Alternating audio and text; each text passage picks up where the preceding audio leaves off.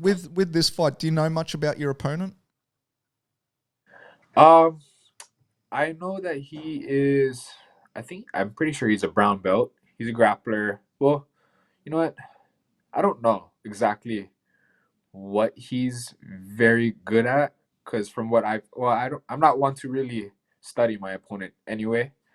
Um, but from what I know, I think he's a brown belt.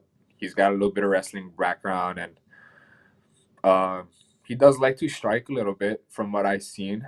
Um, but what I mean from like not even studying my opponents, I kind of it's Floyd Mayweather said it once. He's like, I don't study any opponent. I just go in there and do what I do best.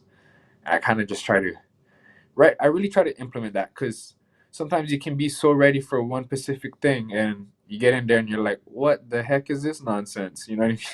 It's something completely different from what you trained for. 100% I agree with that because sometimes you get so caught up as well that you forget to let go, right? Like Yeah, I've seen it so many times where people like they're good, but they're so worried about what their opponent's going to do that suddenly they forget what they're good at. Not that they forget what they're good at, but they're bracing so much for their opponent to do whatever they're doing that it's yeah, like, hey, dude, now you're just on the defensive, right? And yeah. They don't pull the trigger. I think even Connor had that with his last fight, right, where he ended up with the Khabib fight, where he ended up blaming his camp a little bit because he said we took too much of a defensive kind of because they were so worried about Standpoint. Yeah. Khabib's wrestling that same thing. Like he didn't really implement his attack, right? And I mean, Uh huh. I don't know if it would have changed the outcome. I really don't because I mean Khabib's just a different animal.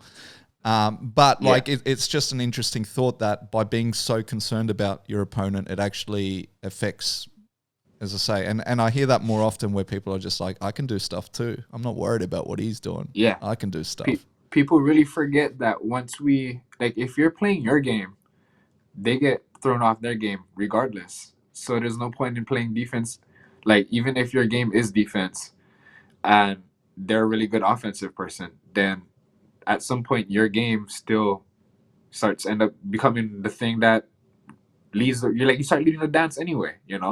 So like I'm not the best wrestler. I'm not the best grappler. I'm really not the best anything. But what I do very well once I get going, I know it's hard to stop me. Like a lot of my training partners even tell me it's hey, once you get going, you're a problem. And I keep that in my head, and I always just tell myself, hey, you gotta lead the dance. Go out there, lead the dance every time. Well, and there's one thing that, all skill levels people can train at and get, but there's one thing that you can't teach or whatever, and that's heart, right? And I think that's Oh probably yeah. more on that is like, and I had this talk to Richie last podcast in regards to like even the restless mentality compared to a lot of, and it's just that constant grind where they just don't look for a way out and they just keep going, even if they're losing, even if things are going bad, they just keep going. And sometimes you can't teach that quality, you know. Yep.